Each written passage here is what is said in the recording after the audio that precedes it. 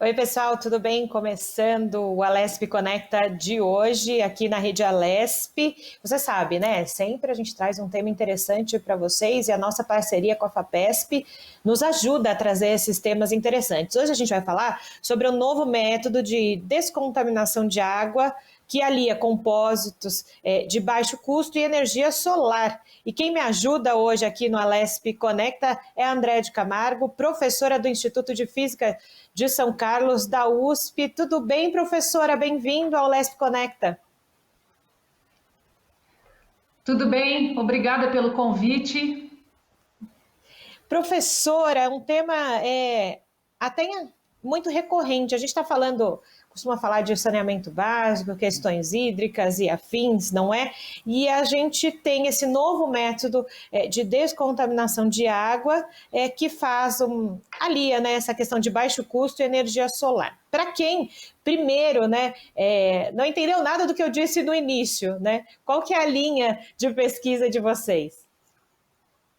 Então vamos lá, Julie, vou te explicar da melhor forma aqui. Na verdade, o meu grupo de pesquisa lá no Instituto de Física de São Carlos, a gente se ocupa das propriedades ópticas e luminescentes de materiais, né? Então, o meu envolvimento nessa pesquisa, que é uma pesquisa direcionada para o meio ambiente, surgiu através de uma colaboração com um professor da Universidade de Redeemers, na Nigéria, né? Então, em 2016, eu estava numa conferência da TUAS. A TUAS é a Academia de Ciências dos Países em Desenvolvimento, dos países de terceiro mundo, e esse pesquisador, um jovem professor, apresentou esse trabalho que eu achei muito interessante, né? Um outro trabalho mais correlacionado para tratamento de água, né? E aí, conversando com ele sobre isso, porque ele também utilizava algumas das técnicas que eu utilizo lá no meu laboratório, ele me falou sobre a pesquisa e disse da dificuldade que eles têm para fazer pesquisa lá, naturalmente, pela falta de recursos, pela falta de infraestrutura. Então, eu convidei esse pesquisador para vir passar um período trabalhando conosco lá em São Carlos, né? Em 2018, ele veio e ficou 3 meses inicialmente, com bolsa da FAPESP, trabalhando no meu laboratório. E depois da estada dele, ele até enviou 2 outros estudantes, né? Mais tarde veio uma terceira estudante para trabalhar não só no meu laboratório, mas em outros laboratórios da USP em São Carlos também, envolvendo o pessoal do Instituto de Química. Então veja aí que foi uma iniciativa da FAPESP de trazer esse pesquisador que acabou resultando aí em muitos frutos, né? Isso foi em 2018, desde então a gente vem colaborando no desenvolvimento desses materiais de baixo custo para descontaminação de água. Como você deve imaginar, a falta de água potável na África é especialmente relevante, aliás, no mundo todo, né? Nós sabemos que cerca de 2 bilhões de pessoas no mundo em que vivemos consomem água contaminada por fezes, né? Na África, nós temos um altíssimo nível de mortalidade de crianças abaixo de 5 anos em função dos micro-organismos presentes na água que eles bebem. E a ideia do professor Emanuel, até agora eu não tinha mencionado o nome dele, né? O professor Emanuel Unoabona, a ideia dele, do grupo de pesquisa, é então desenvolver esses materiais compósitos usando precursores de baixo custo e abundantes, como, por exemplo, a argila caolinita e casca de banana como fonte de carbono, ou o que nós utilizamos no nosso trabalho, que foi a semente de mamão papaya, carica papaya. E esses materiais abundantes de baixo custo, né, abundantes na natureza, são misturados de uma maneira apropriada com sais metálicos, né, com cloretos de cobre e zinco, e através de um processamento químico você obtém esse material que interage com a luz solar e gera mecanismos de descontaminação da água. Como é que funcionam esses mecanismos, né? Quando a gente diz assim, um novo método de descontaminação, não é bem um novo método, porque os mecanismos químicos envolvidos, eles são bem conhecidos, né? A fotocatálise é bastante utilizada para esse tipo de aplicação de tratamento de efluentes, né? para limpar a água, para descontaminar, enfim, né? Então, qual é o princípio, né? Esse material ele é utilizado para empacotar uma coluna de vidro devidamente esterilizada, claro, né? E essa coluna de vidro empacotada é exposta ao sol e é feito a água passar por dentro dessa coluna. E a água contaminada por bactérias, como por exemplo a Escherichia coli, que nós utilizamos no nosso estudo, em um dos nossos estudos, ela entra em contato com esse material, né? E esse material exposto ao sol, ele sofre algumas reações que nós chamamos de fotocatálise, né? A palavra catálise tem a ver com quebra, né?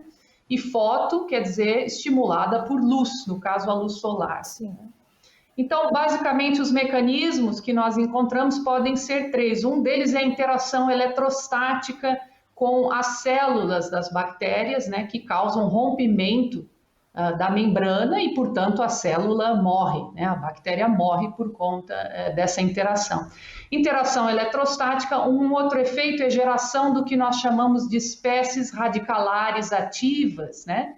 Então, espécies de oxigênio reativas, que são capazes também de reagir com qualquer coisa no ambiente ali e destruir os micro-organismos neste caso.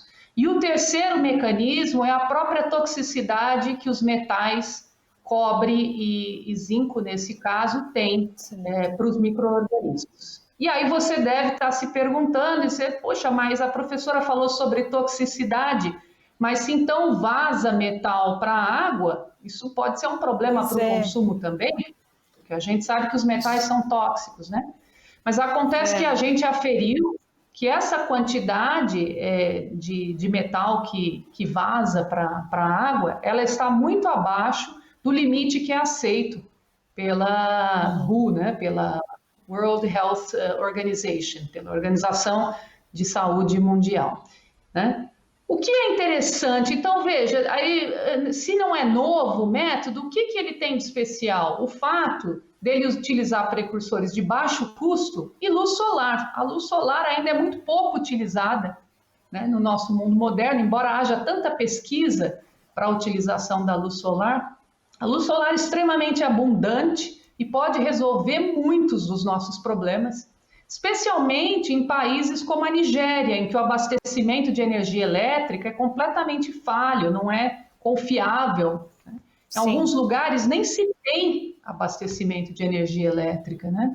Então, esse aqui é o apelo e a novidade deste projeto. E professora, é muito interessante, até importante toda essa sua explanação para que as pessoas que estão nos assistindo entendam todo o contexto, né? Justamente esse é o nosso intuito do Alesp Conecta, levar para as pessoas o entendimento de algum assunto. E quando se fala dessa cooperação também, né? Brasil-África, né? De pensar como a comunidade científica aqui no Brasil está pensando um determinado assunto que pode ajudar um outro país, um outro continente, né? E eu gostaria de ampliar um pouco essa discussão. O quanto as pesquisas não são só para o país de origem, né? Mas elas extrapolam então aí os territórios e, como a senhora bem disse, né, o quanto o continente africano pena com essas questões. Quem quiser uma dica aí para entender um pouquinho mais, já que estamos no mundo do streaming, afins, né, no Netflix tem Um Menino que Descobriu o Vento, conta muito essa questão, né, de eletricidade, essa questão do quanto é necessário a água para irrigar as plantações e que eles tenham o que comer. Então fica a dica para quem quiser entender. Então essa cooperação, né, entre os pesquisadores e entre os países. Pois é. Nós não precisamos ir até a África para encontrar problemas de saneamento básico, né, Julie? Sim. Se a gente olhar para o nosso próprio país, nós vamos ver que nós temos problemas seríssimos com isso, até nos dias de hoje, né? E nós não precisamos nem ir para o Nordeste, para o Norte do Brasil, que são as regiões mais carentes, né? Eu não duvidaria se nós encontrássemos em São Paulo bairros cujo saneamento básico é falho. Então, mesmo no estado que é o estado mais economicamente ativo do país, nós temos problemas. Na minha cidade, no interior de São Paulo, nós temos problemas de instalação de esgoto, né? Falta de abastecimento, enfim. Então, essa é uma abordagem, né, que pode ser aplicada e pode ser interessante para qualquer lugar. Nós também, certamente, nos beneficiamos dessa pesquisa, né? Essa é a pesquisa que a gente chama de aplicativa, né? Aquela pesquisa que realmente pode ser utilizada para resolver problemas urgentes, né? Problemas que estão ali no nosso bairro, na nossa vizinhança, enfim. E a senhora tocou num assunto, não só, né, a gente está dando exemplo, deu exemplo do início no programa, né, falando dessa correlação dos estudos também com a África, mas eu conversei há poucas semanas também com o diretor do Trata Brasil, que cuida justamente sobre essas questões de pesquisa sobre água e saneamento, e mostrava justamente isso, grandes capitais e bairros de grandes capitais, e a dificuldade de se ter efetivamente um saneamento básico, que as pessoas tenham água potável e meios de viver sem estar em meio à doença, né? Então, a gente sabe o quanto também a Organização das Nações Unidas pensa nesse assunto, enfim, é um pensamento global, é um pensamento que todos sabem que as pessoas precisam ter condições de viver e não se infectar naquele meio, né, sem saneamento. Exato. À medida em que nós progredimos, né, do ponto de vista da saúde, desenvolvendo medicamentos mais potentes para tratar as doenças, antibióticos, né, esses produtos químicos, né, porque na verdade são produtos químicos, eles também são descartados no meio ambiente, né? Então você toma um antibiótico, depois você urina, né? E uma parte desse medicamento é descartada na natureza. Então, quer dizer, vai para o esgoto, sim, vai para o rio e tudo mais, né? E aí o que acontece? Os micro-organismos que naturalmente vivem nesses ambientes, eles vão sendo expostos a esses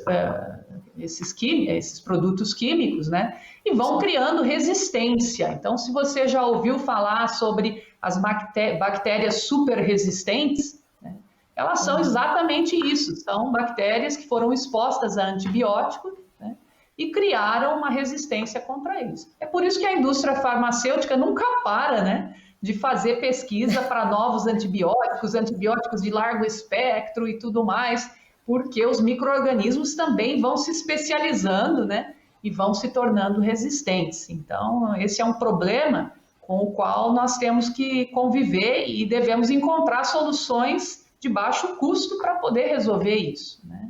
Então, a nossa cura também pode ser uma ameaça para nós, né? Porque isso tudo volta.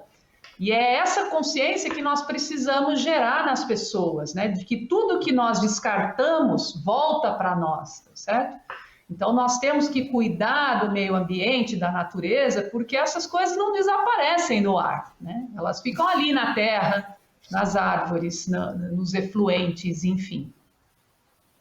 É isso mesmo, as pessoas têm que ter a consciência, uma palavrinha que a gente tem usado bastante, viu, professora, principalmente nesses últimos meses de pandemia, a questão da consciência, né? A gente volta para o lado da pandemia com relação ao distanciamento social, uso de máscaras e afins, mas também a consciência do que você descarta para o meio ambiente. A senhora foi muito bem nessa fala. O que vai, volta. E literalmente a natureza, o que a gente descarta na natureza, uma hora vai voltar para a gente. E talvez lá na frente as pessoas não saibam o que vai acontecer. Aproveitando essa nossa fala, e até o seu know-how com relação a esse tema, nós, brasileiros, o Brasil, está muito aquém de outros países com relação a essa questão de sustentabilidade, de saneamento básico e afins. Digo isso porque a professora hoje não mora no Brasil, continua seus estudos fora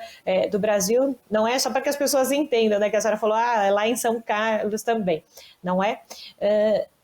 Vivendo fora do país e conversando com gente de todo mundo, o Brasil é muito atrasado nesse sentido? Olha, eu não diria que o Brasil é muito atrasado, né? E nós estamos agora, particularmente, vivendo uma fase muito difícil no Brasil, né?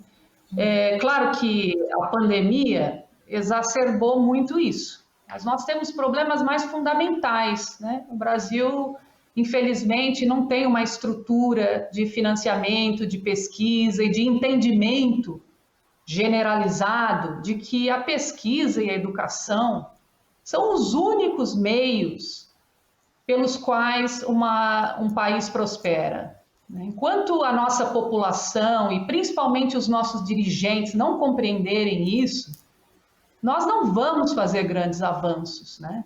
Já fizemos muito, claro. Então, eu não diria que o Brasil não progride. O Brasil tem uma capacidade imensa de ser o que ele quiser. Mas, infelizmente, os interesses pessoais, né, dos nossos políticos e essa troca de governos, né, e essa polarização tão grande, isso é um problema, isso contribui, assim, vai contra ao progresso da nação, não tenha dúvida disso, né? Então, e é ruim também porque a autoridade do governo, ela tem uma influência muito ruim nas pessoas que têm pouca educação, né? Os brasileiros, de maneira geral, têm pouca educação comparado com os países desenvolvidos do mundo, e eles não têm condições de julgar, né, o que é verdade, o que não é, o que faz sentido, o que não faz. Então, a gente precisa trabalhar no nosso senso crítico, né? Veja agora, nessa época que nós estamos vivendo, aí uma avalanche de fake news e esses absurdos todos, essa campanha contra o uso de máscara e distanciamento social, sendo que o mundo inteiro adotou essas medidas, né, que comprovaram ser eficientes, tá certo? Então, nós temos que ter esse senso crítico e não só ouvir o que os governantes falam, né? Então, a gente tem que ter esse discernimento. Nós temos responsabilidade com a nossa nação, né? A gente não pode esperar que um governo vá dar jeito em tudo, tá? Então, o que eu te diria, Júlia, é o seguinte: o Brasil é muito atrasado. Em certos aspectos, a gente poderia ter feito muito maiores avanços, né? Mas em outros, não. A gente tem uma capacidade aí comprovada, né? Nós temos avanços na medicina, enfim, em áreas de tecnologia também. Mas eu diria, sim, que, em se considerando o potencial do país, nós estamos muito aquém de onde poderíamos estar, sim, né? E a única maneira de mudar esse cenário é investindo em educação, em ciência, em tecnologia, em desenvolvimento. É a única salvação que nós podemos esperar ter. E a senhora toca num ponto essencial também aqui para a nossa conversa, que também eu já colocaria mais para frente na roda desse nosso bate-papo, né?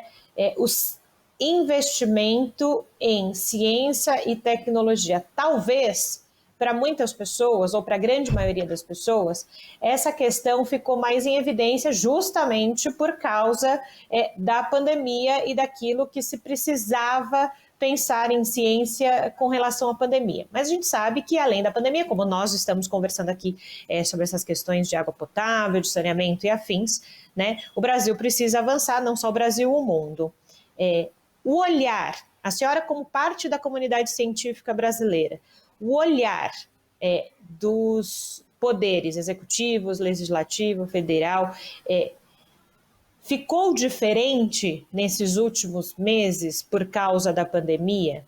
As pessoas entenderam melhor que é essencial a produção científica e as pesquisas e que elas sejam contínuas, que elas não parem por falta de verba, por exemplo? Como eu disse, né, a mídia está recheada de informações produtivas, né, que são úteis para a gente, e também de um monte de lixo que às vezes é até difícil de separar, né? Às vezes você nem consegue avaliar o que é verdade e o que não é. Eu vejo que existem sim pessoas engajadas no governo combatendo, né, esse tipo de coisa, mas eu também vejo uma grande parte do governo, especialmente do governo federal, fazendo de tudo, né, para a coisa dar errado, tá certo? Isso é uma coisa extremamente frustrante para nós, né, da área acadêmica, porque nós temos experimentado assim cortes absurdos, né, em investimento da pesquisa e cortes em bolsas de estudo, né? Então isso é uma coisa gravíssima, né? Nós temos os nossos pesquisadores, recém-doutores, abandonados, né?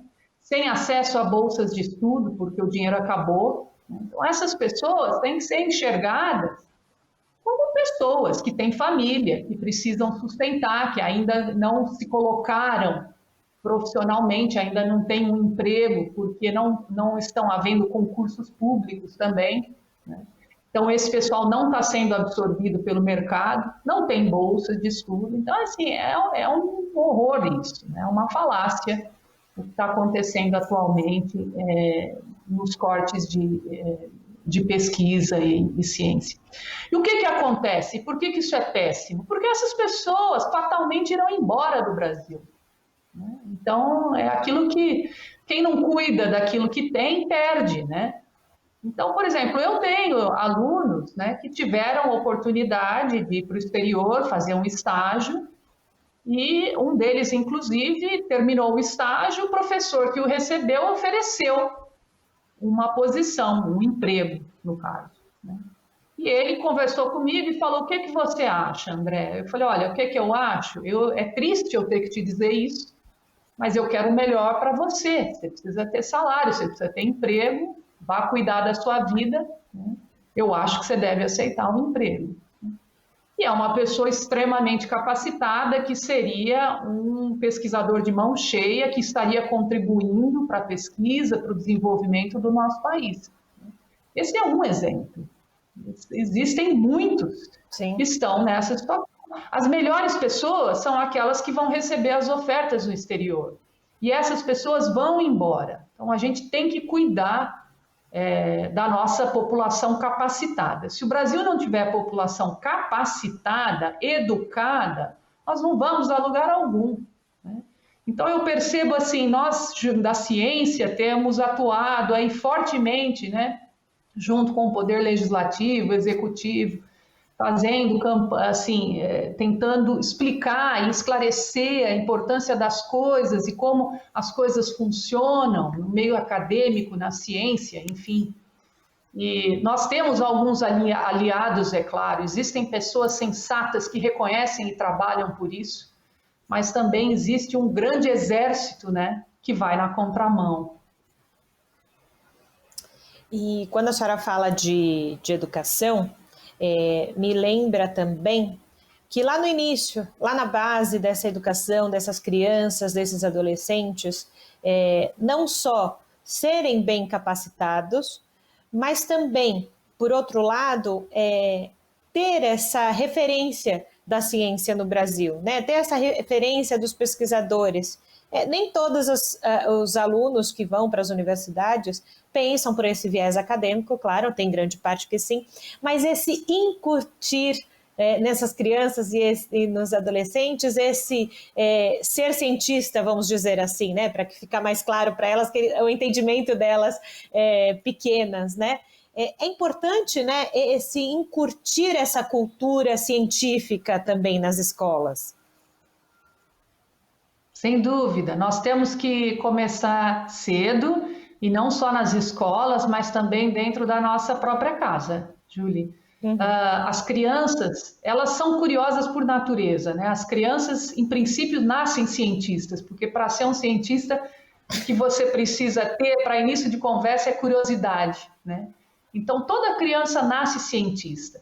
E aí elas precisam ser estimuladas a aprender ciências, não só para serem cientistas e acadêmicos, mas para compreenderem o mundo em que elas vivem, né? Para ter aquele senso crítico que eu havia mencionado.